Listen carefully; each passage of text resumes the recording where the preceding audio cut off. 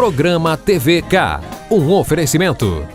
Alux Iluminação, Bidu Casa e Acabamento, Stella Ayub Banqueteria, Morarte.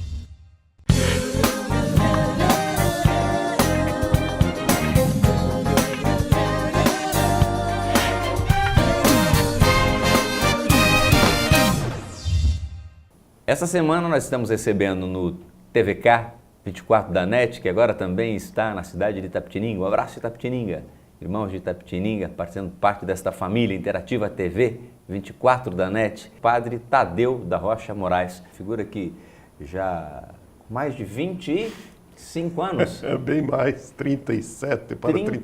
37 para 38. Mas como é que o senhor, qual é o segredo de tanta juventude? É o celibato?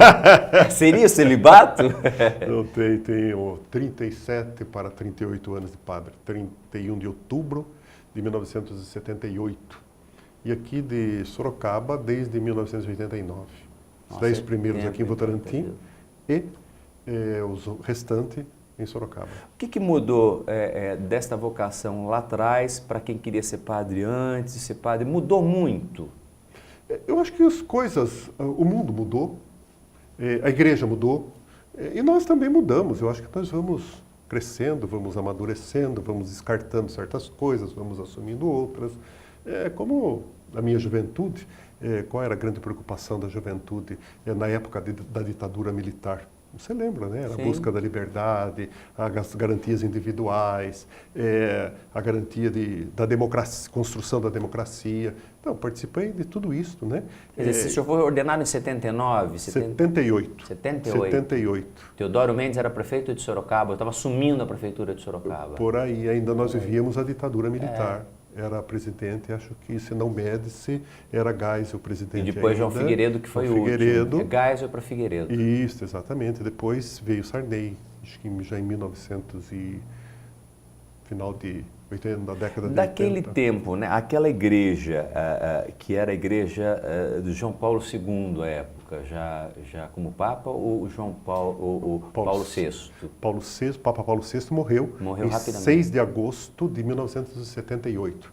Depois teve aquele Papa que ficou 33 dias, né? O Papa João Paulo I. E depois, de 29 de outubro de 1978, inaugurou-se o pontificado do Papa João Paulo II.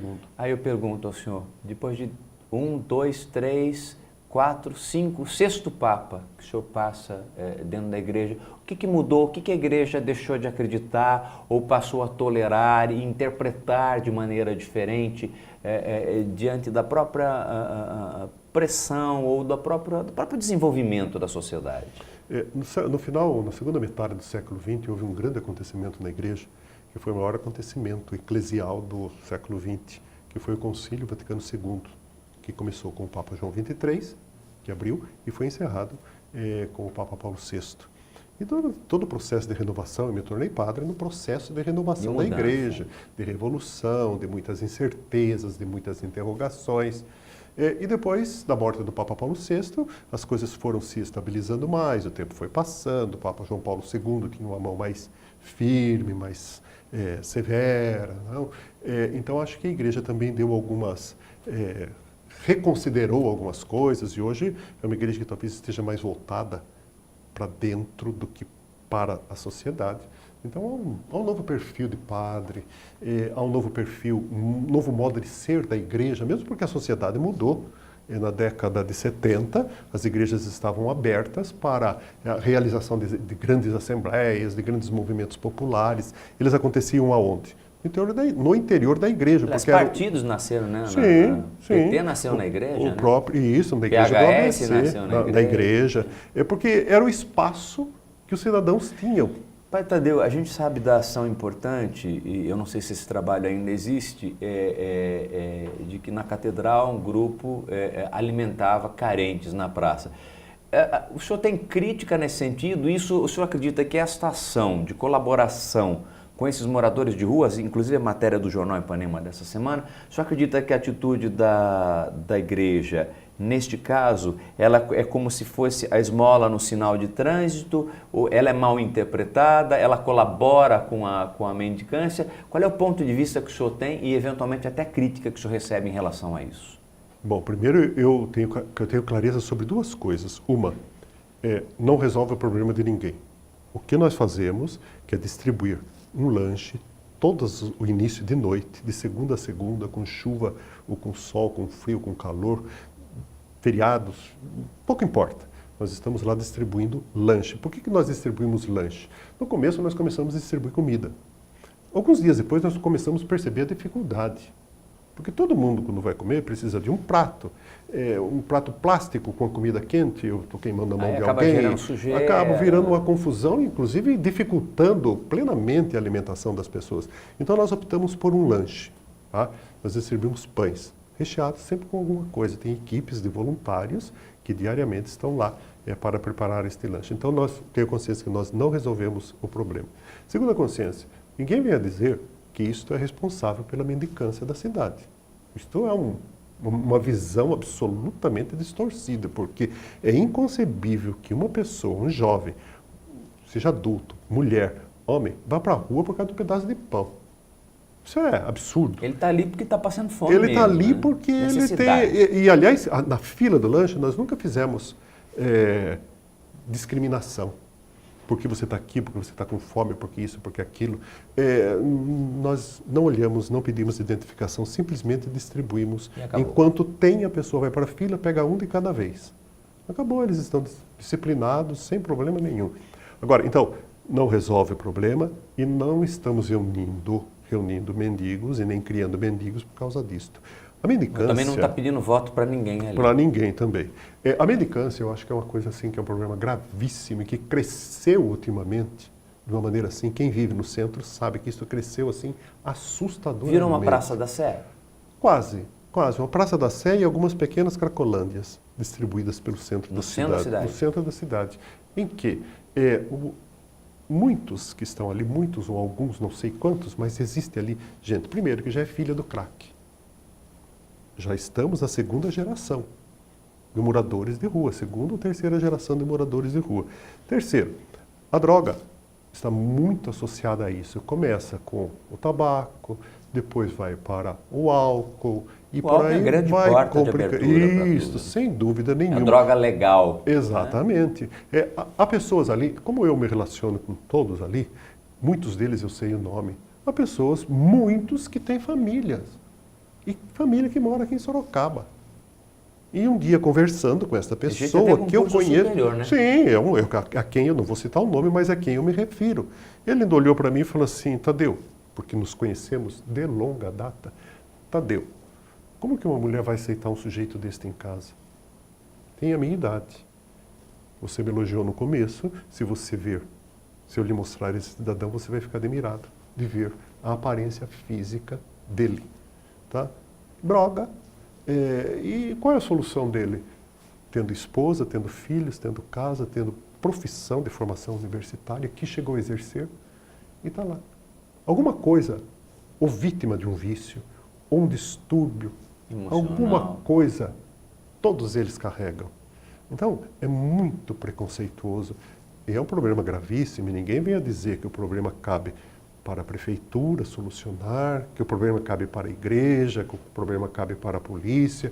Acho que a primeira solução é complexa, eu não acredito numa solução. Não é única, não é uma solução, é um conjunto. Isso, é um conjunto de iniciativas. Talvez seja o fim da corrupção lá em Brasília e que poderá amenizar recursos, oportunidades. Desemprego, quantos estão ali? Um dia eu ouvi uma conversa de algumas pessoas que estavam... Talvez procurar um morador de rua seria resolver, chegar nele, seria resolver o problema, não a causa dele. Né? Quer dizer, o problema está lá atrás, na infância, na oportunidade de educação. Mas eu lhe interrompi, conclua a sua linha. Não, um dia eu estava na porta da igreja catedral e tinha algumas senhoras, algumas pessoas da rua que conversavam ali. E elas começaram a falar um nome de uma criança. Né? Quando ela me viu, ela olhou e falou assim: olha, foi o senhor que batizou falou o nome da criança. O senhor está vendo? Eu estou aqui agora.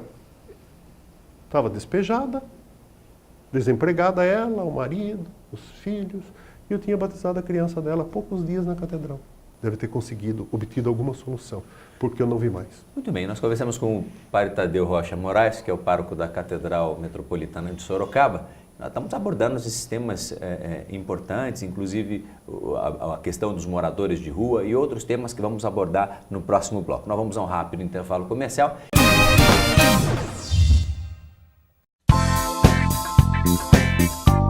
A Luxi Iluminação, uma loja completa do clássico ao moderno. Tudo para a iluminação da sua casa ou empresa. Equipe de profissionais para desenvolver o melhor projeto para você. A Luxi Iluminação, a sua melhor opção em iluminação. Avenida Caribe 400 Campolim, telefone 3357-6057. Agora no bairro Santa Rosália, você encontra as principais marcas no mercado e com atendimento da qualidade Bidu Casa e Acabamento. Eliane, Portinari, Lanzi, Delta, Via Rosa e com exclusividade em Sorocaba da linha Elizabeth Exclusive, além de louças e metais Rockets Elite e banheiras Jacuzzi. Bidu Casa e Acabamento, Rua Nicolau Alonso Filho 227, em frente ao Extra, no bairro Santa Rosália. Carro com padrão Toyota é assim, melhor manutenção, melhor valor de revenda, mais clientes satisfeitos. E feirão de fábrica com padrão Toyota é assim, imperdível. Em toda a rede de concessionárias Toyota, seu usado vale 100% da tabela FIP na troca pelo Etios e Corolla 0 km. E mais, toda a linha Etios 2016 com taxa zero e Corolla automático a partir de R$ 79.990. Aproveite e venha conhecer as novas Hilux e SW4 2016. Corra, é só neste fim de semana na rede de concessionárias Toyota.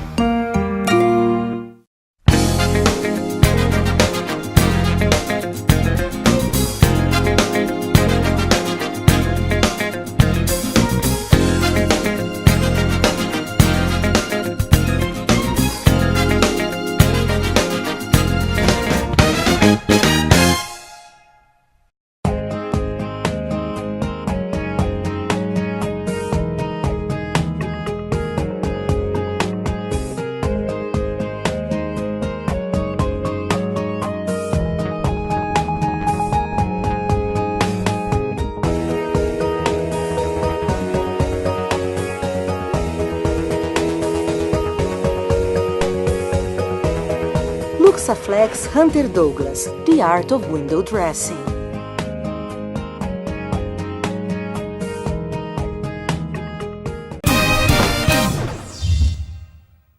Nós estamos apresentando o TVK 24 da NET, agora também na cidade de Itapetininga. Um abraço, Itapetininga. Em breve vamos estar conversando com a população, com as autoridades da cidade, integrando essa grande família na Interativa TV. E agora ele, Urbano Martins, com a crônica da semana aqui no nosso TVK. As águas de março estão de volta, como já dizia o poeta. E elas chegaram com toda a força. Na semana passada mesmo, Sorocaba enfrentou mais uma vez o problema de alagamentos, trânsito caótico e tudo que deriva de uma chuva forte. Claro que não foi só Sorocaba que sofreu, cidades da região, São Paulo. E olha que aqui, imagina se não existisse esse trabalho que levou a Dom Aguirre, a pista da Dom Aguirre, para evitar justamente esse alagamento. Seria muito pior. A situação seria muito mais caótica. Agora o curioso, por que o rio Sorocaba sobe tanto? Aí veio a revelação em entrevista do próprio secretário João Leandro, do próprio diretor Rodrigo Maldonado Sai, dando informação de que as comportas de Tupararanga são abertas.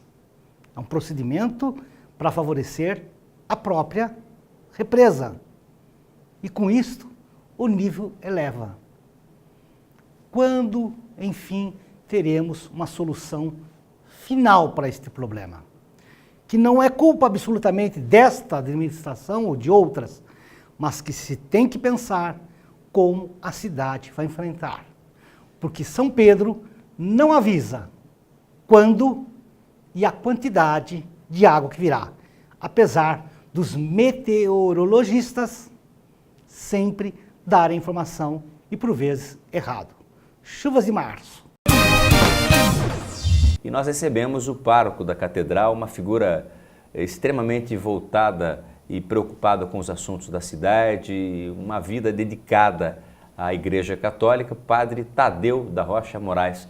Padre Tadeu, o senhor tem, na verdade, uma visão empresa. O senhor é um grande empreendedor, né? Desde que o senhor voltou à catedral, o senhor voltou a ter nela as características, recuperação do patrimônio histórico, descobriu atrás das pinturas que foram feitas, sobrepostas às originais, teve críticas, enfrentou, mas tudo silenciado. Hoje a catedral tem ar-condicionado, tem realmente todas as condições que nós encontramos nos principais templos no mundo, com qualidade, hoje Sorocaba tem na catedral. Como é que é essa visão? O senhor nasceu empresário, Padre Tadeu? O senhor tem uma liderança brutal. Eu não sei, acho que... De quem que puxou? Do pai, da mãe? Deus, não, acho que puxei mais da minha mãe. Meu pai era mais parado, mais silencioso. Nós somos em 3 irmãos, tenho 2 irmãs e eu. E somos elas muito parecidas com o pai e eu muito parecido com a mãe. Mandona, então, a mãe é mandão. O senhor dá bronca, eu já vi o seu telefone tocar e o senhor claramente ou parar a homilia ou pontuar claramente. Noiva com decote exagerado, fotógrafo no meio da cerimônia religiosa, profissional também de fotografia, filmagem, batizado. O senhor claro, a regra é muito clara. Seja o rico ou seja o pobre, a quantidade de flores a se colocarem na catedral tem uma regra clara. O preço é caro? Olha, eu acho que o preço é um pouco caro. Primeiro é a fama, né? Do mandão, do nariz empinado, do arrogante. Mas acho que essa clareza, para mim, é fundamental. De tal forma que, sabe, o rico o que ele pode e sabe o pobre o que ele pode. E os dois, dentro da igreja, podem a mesma coisa. Não tem? Aliás, na sociedade democrática deveria ser assim. Todos os cidadãos poderem a mesma coisa ou não poderem o que um não pode, o outro não pode. Existem algumas coisas que eu acho que ficam bem em qualquer lugar e outras não ficam bem. E hoje, lamentavelmente, é uma grande confusão. A gente confunde, há pouco nós já dissemos, né, aqui, a gente confunde presbitério com palco, a gente confunde igreja com clube. Então, por exemplo, né, a questão do volume de som. Há pouco nós falávamos um pouquinho aqui no estúdio sobre volume de som. Num casamento, por exemplo, é algo escandaloso, porque hoje se confunde o som, o volume necessário para um baile, como se fosse necessário para a liturgia. A música tem um espaço vital na liturgia, mas a gente não pode confundir música, arte com volume, que de um certo momento se torna agressivo, se torna dolorido. Tem noiva querendo tocar funk? Olha, eu acho que deve ter. A música da Anitta, com certeza, com certeza. Mas hoje eles nem pedem, hoje eles vão fazendo. Hoje eles não pedem. Hoje, não sei se é lamentável isso, mas hoje casamento é uma indústria que envolve muita coisa e envolve muito dinheiro e muitos profissionais. E a igreja é o cenário. A igreja é um mero cenário. É lamentável isso eu deploro. E tenho, como você disse, né, diante de profissionais, primeiro eu procuro orientar.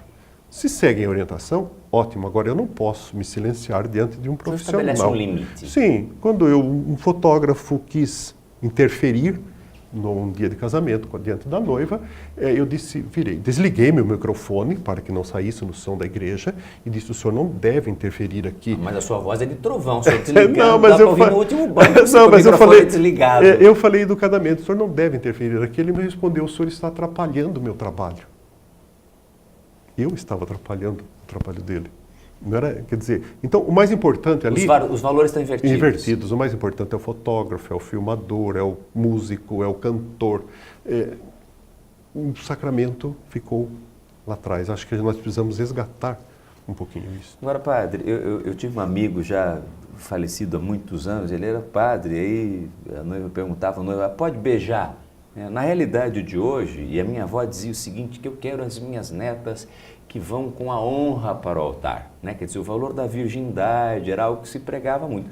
Na sociedade moderna em que vivemos, isso é quase uma exceção. Normalmente os casais que que chegam a realizar o seu matrimônio, na sua grande maioria, já tiveram um relacionamento de ordem sexual. Como é que é enfrentar essa situação? Como é que a igreja, embora não incentive, entende esta prática? Bom, eu pessoalmente enfrento com naturalidade e não me assusto, e também eu não promovo certas coisas que eu acho que são coisas, vou dizer íntimas, eu vou dizer que são coisas que não interessam para os outros. Quer dizer, a noiva, você vai autorizar o beijo, ela já está de 6 meses. Pois né? e quando não, quem está levando a aliança são os filhos. Isso é muito comum. Isso é muito comum. Então eu acho que tem certas coisas que virou decoração. Então eu pessoalmente não promovo, não incentivo isso, que respeito, tá? Profundo respeito às opções de cada um, mas também não promovo e não fico fazendo certas coisas que não tem lógica.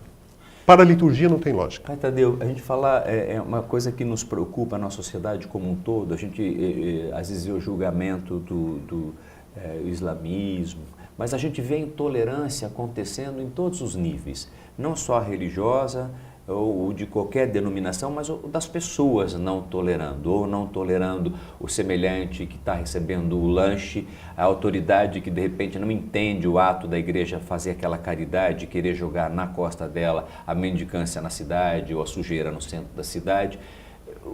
Como é que a gente pode analisar, sob o aspecto cristão, a intolerância, já que Cristo foi tão tolerante com a prostituta, com o leproso, com o pecador? Kiko, você estava falando tudo isso daí, e me veio à mente, desde o começo do seu discurso, a pessoa de Jesus, nosso mestre. Esta semana que passou, o Papa, com os colaboradores dele, fez um retiro, como durante a Quaresma eles sempre fazem. Quem pregou o retiro para o Papa foi um monge beneditino, de algum mosteiro italiano, cujo nome me foge.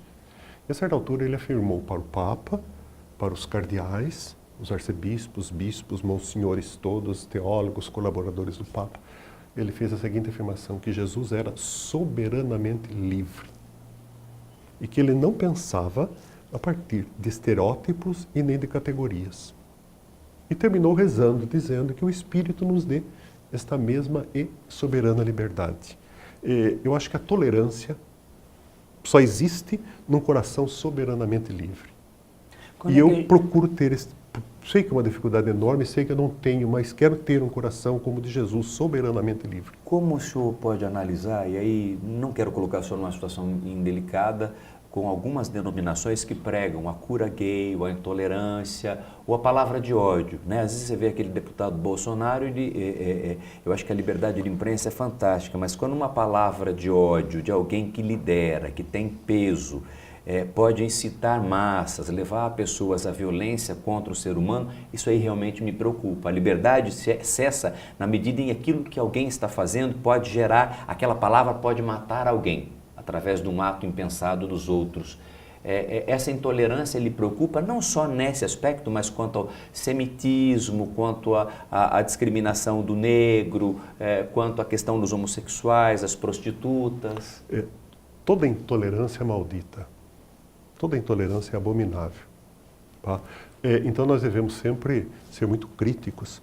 E mesmo com relação a certas coisas, né, eu acho que nós devemos sempre ter na mão duas coisas a nos ajudar. Uma coisa é a ciência e outra coisa é a religião. Sobre todos os aspectos e em tudo na vida, Deus pode tudo. Só que Ele também pode, e Ele preferiu poder, com a liberdade. Então, para isso, Ele nos deu inteligência, Ele nos deu ciência. E eu, para agir, eu preciso disso. Então, eu não posso ficar falando bobagem. Eu preciso saber o que é uma coisa e o que é outra coisa. E tem coisas que a ciência explica, e estando explicadas, a religião tem que trabalhar com elas. Entendeu? E quando a ciência não tem uma explicação definitiva, é melhor que a religião seja prudente. Então, eu penso que volto a lembrar a questão da liberdade admirável, invejável e soberana de Jesus. Como é que o senhor analisa a questão, agora o Spotlight, até o Leonardo DiCaprio foi recebido pelo Papa Francisco, entra de novo na temática de abuso sexual. Aliás, é um problema que esse Papa tem enfrentado fortemente, olhado para dentro. Quando o senhor fala que ele olha para dentro, ele tem atitudes para fora com a população, mas também tem tido a coragem de enfrentar problemas. Como é que fica o celibato e o desejo para o clérigo? Porque somos homens, somos seres humanos e temos desejo. É sublimar o desejo? Olha, eu acho que nós nunca perdemos. Nós Porque somos seres. Aí até vou fazer uma colocação. Nós vemos padres, né, que são os popstars, Fábio de Mello, são homens desejáveis. As mulheres querem morrer, né, a hora que vê num palco cantando. Como é que fica controlar o desejo? Bom, primeiro, acho que esses padres que estão na mídia, eles devem tomar muito cuidado, tá? Porque eles devem estar na mídia. Se estão na mídia porque são padres, eles devem estar em nome de Jesus. Tá? Então, acho que a postura é totalmente diferente. Se estão em nome do Evangelho, acho que eles têm que ter uma atitude totalmente diferente do que tem um outro cantor. Acho que é questão diferente, mas eu não quero julgar nenhum deles. Não dá para sensualizar, não dá para eu acho seduzir. que as coisas são diferentes. Agora, nós, os padres, todos, homens e mulheres, nós somos seres sexuados. E nós, ou casado, ou celibatário, ou todos nós temos a nossa sexualidade. Cada um tem que ter a sua inteligência, a sua sabedoria, o seu conteúdo para saber administrar de uma forma muito digna aquilo que Deus lhe concedeu, que foi a todos nós a sexualidade. Em algum momento o senhor pensou em função do celibato, em função de desejo, deixar a igreja? Olha, eu acho que... São 37 anos, né? Quer dizer, eu acredito que o momento de dúvida pode ocorrer até desde a ordenação ou de repente no meio da caminhada, né? Pode ocorrer, ocorreu, tá? E por alguma coisa, por alguma razão, Deus me segurou, tá certo? O seu destino. Mas claro que houve dúvida, que houve incerteza, que houve vontade de seguir outro caminho. Isso não tenho vergonha nenhuma em dizer isso. E acho que de todas as situações extremas que eu vivi, eu acho que saí crescido, por isso que eu digo, Deus me segurou. Muito bem. Padre Tadeu participando aqui, nós vamos finalizando o programa. Eu quero cumprimentá-lo sempre com muita admiração. Como eu digo que esse tino empresarial, hoje o Padre Tadeu não está mais na Universidade de Sorocaba, mas se ela é o que é hoje, deve muito a Dom José, deve a figuras importantes. E Padre Tadeu foi uma figura empresarialmente muito forte. E se hoje nós temos essa força pujante na cidade de Sorocaba, Sorocaba deve, a memória irá, obviamente, cumprimentá-lo e reconhecê-lo ao longo dos anos, como Padre Pieroni e tantos outros, né? O pai da história de Sorocaba, que é o nosso Monsenhor Luiz Castanho, e tantos outros que fazem parte, Monsenhor Mauro Valini, Padre Tadeu, mas o senhor demora bastante, né? Sua saúde é irritante, né, para alguns. Muito obrigado pela sua participação e pela sua sinceridade em abordar temas assim delicados, mas que o senhor fez com muita propriedade. Eu que agradeço a você, agradeço a TV Interativa, Canal 24, um abraço para Itapetininga e muito obrigado pelo seu carinho sobre tudo. Muito bem, esse Padre Tadeu que abrilhantou o nosso Interativa TV, nosso TVK esta semana. Fique com Deus e até o próximo programa.